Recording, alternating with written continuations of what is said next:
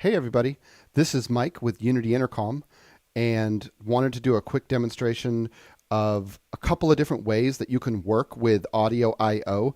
And more specifically, I want to show some of the ways that a lot of our users in the field are working with larger amounts of audio. Um, as you may know, the way that Unity Intercom works with external I/O sources is it routes them into the PL channels, or it routes them into what we call program feeds. And so you're limited by the apps because all the apps have 6 party line channels, but it's very often that we'll have users with, let's say you had a dozen IFB feeds and you wanted to map those one-to-one to a dozen different channels. So what we would do, because we're limited with 6 party line channels, is we would use groups. So we would make a second or a third or a fourth group, and we would just call them like page 2, page 3, page 4. I'll show you how we do that. So let me bring our Unity server into view here. And so my input device, I'm using loopback for demonstration purposes. And so my input device here is this Sydney Show audio. It's a little aggregate audio. It's a bunch of audio here. And I'm going to be outputting to another separate loopback device called comms. And so I'll kind of show that as well here. Here's my loopback. And so this is my aggregate audio. It's a combination of my M2 device and a virtual pass-through audio source.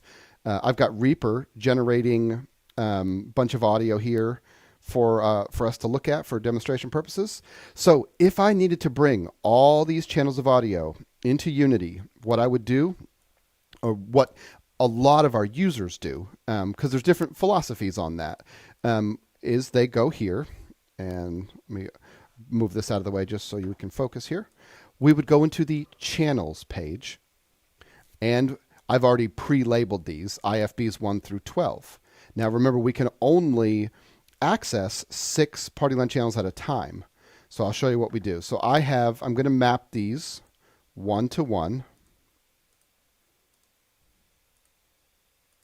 And I don't necessarily need to do all of them here, but this is what I would do. I would map all of these one-to-one, and I would go over, in fact, since I'm here, little note, the input gate is likely too high a lot of times. I kind of do a negative 48 for my input gate, especially when this audio is coming from like an Atom frame, or it was MADI being transferred over to Dante, or it's ClearCom. This input gate's a little too high generally, and so I usually do a negative 48 or even lower. And then this is, of course, where you would output. So if you wanted to do a one-to-one output as well. So here is how you would do this. Now, after your 6, we have 7, 8, 9, 10. I got to be able to deal with these as well. The way I would do that is I would make a group. And so I'd go to my groups tab, and I made a page 1 and I made a page 2. So group 2 is actually page 2. And so here's how this looks in the client. I'll fire up the client and kind of demonstrate the way that's going to look. And I just spotlight it here, fire up my client. Boom, I'm logged in. So page 1 is all my guys here. Page 2 is all my other IFBs. So this is a quick one-to-one mapping. You are limited to really interacting with one group at a time. There's some ways around it. Contact us if there's some little tricks that you can do with program feeds and such. But in general, you are limited to one group at a time. But yeah, so now we have 12 different IFBs, and they're mapped to the PL channels. And so I will quit the client here, and let's hop back to our Unity server. So that was a quick way to bring in audio into PL channels. Now, what we probably ought to do is leave some of these PL channels as comm channels, and maybe not inject audio into them, so that we do, because we're going to want channels that are clear for communications.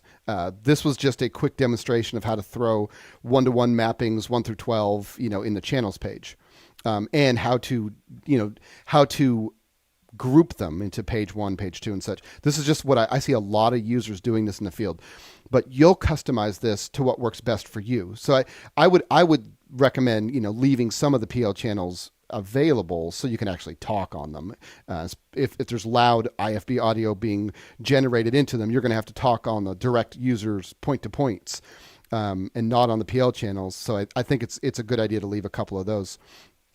You can bring audio in as mappings on the PL channels, or you can go into the audio feeds tab here, and I can give specific users monitoring ability. So I can come here and I can figure out, let's say input 1, call it IFB 1.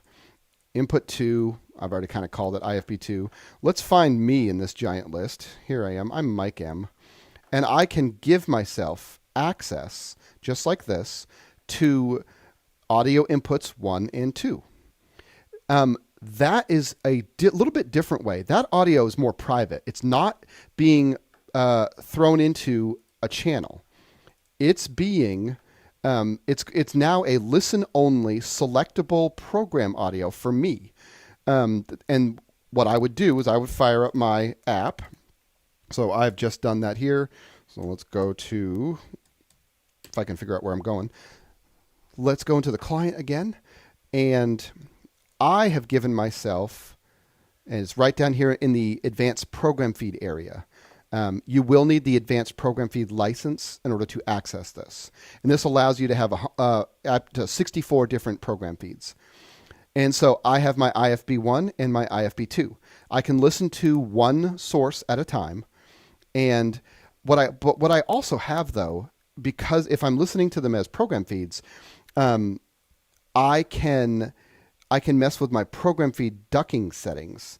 So, for example, when audio appears on the comms, I can set my program feed to duck a variable level, and that gives me a nice clean way to monitor some audio.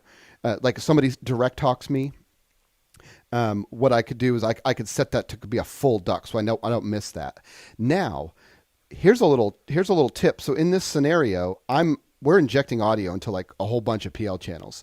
So there's going to be comms audio, what Unity thinks is sort of comms audio, all the time. So I probably don't want to duck because I'm never going to hear this program feed. So I'm actually going to, I'm not going to duck when audio shows up. I'm not going to do program feed ducking, but I am going to do direct talk ducking. So when someone direct talks me, I don't miss that.